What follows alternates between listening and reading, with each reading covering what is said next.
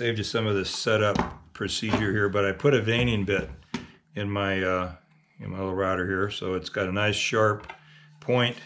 Gonna put the router right over the screws where they are at, and then I'm gonna just move the neck until it looks like it's centered there, which I just did. It looks centered, very much so. Now I actually have the router in my way where I can't see what I'm doing. So move the router and wind this screw in until it's just touching. And then from here out, I will just, twist the screws back and forth slightly. Okay, looks like I made contact. Router's not plugged in, by the way. So anyway, this is a conversion neck. However, I used my standard Tilly template to trace it because the neck only gets shorter. Okay, so this is not an issue. All right, I've pushed that in, so that end is locked, more or less. I'm going to go up on this end, right where the screws are at, and also where the end of the truss rod is, and pull the neck back into position here. So right now, it looks like I'm pretty well centered on both of these things. I also put wax, paraffin on the rails and on the edge of the deal, otherwise known as a router. Okay, so gotta move my phone and maybe my tripod. Or, oops, move everything. Or we slide this down.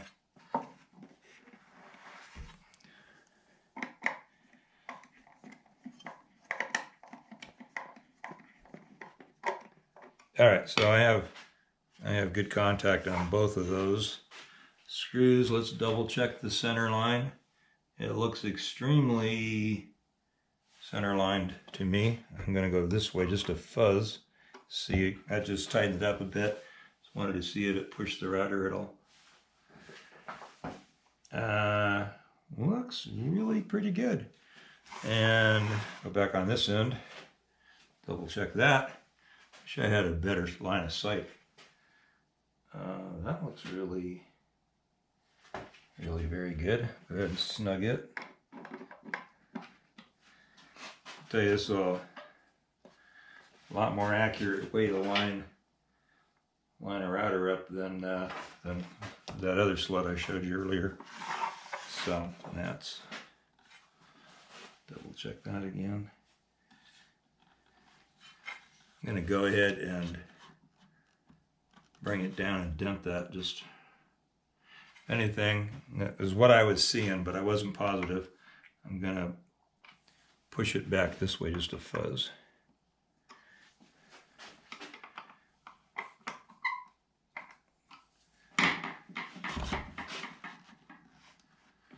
And, oops.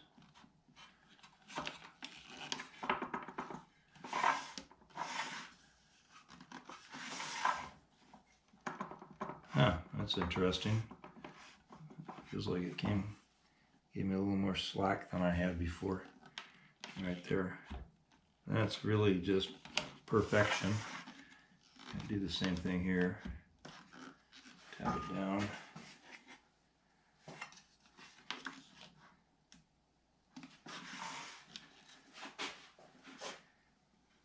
I'm just a fuzz off on my line there as well. So let's back this over.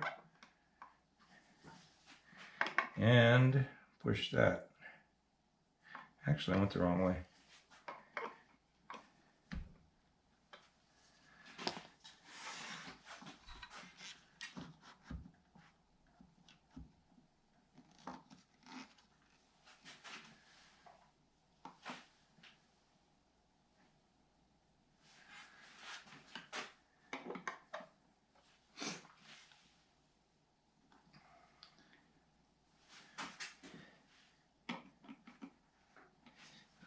This may seem a bit persnickety, but I am also a bit perfectionistic. So, you know, you're going to go to the trouble of building a jig that you can really dial your center line in with. Then I'm really going to dial it in. Looks great. Okay. And, oh, look at that.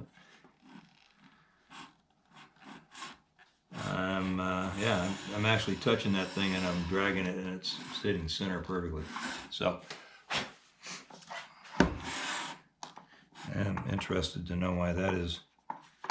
Feeling just slightly loose now. Well, this was supposed to make my life easier, not more difficult. So.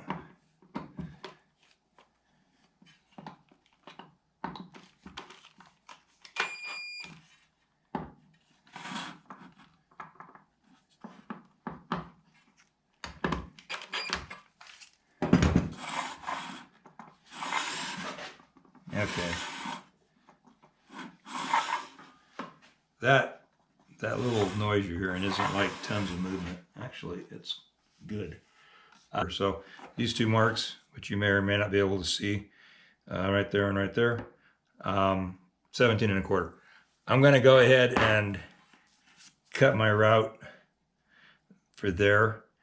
I am going to just go ahead and take a slight little run with the veining bit just for fun and show you guys that.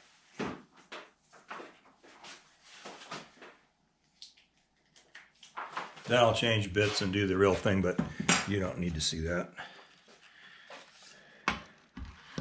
Now, if you were so inclined, you could put stops on either end of this. I can see it really well here, so I'm not going to bother with that. And I'll turn this down so you won't hear it full blast.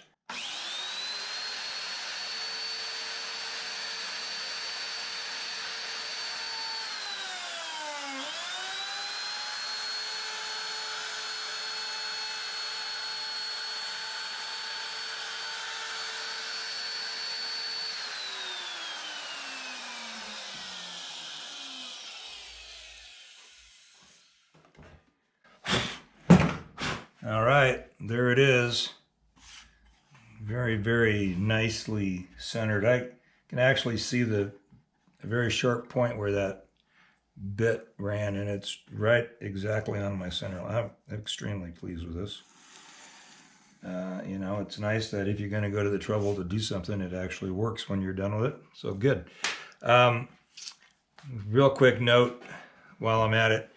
I have a straight cut router bit, and I take the most of it with that straight cut router bit, and then I change out to a bullnose, and I just round out the bottom of the channel, because the bottom of these channels, these truss rods, are round.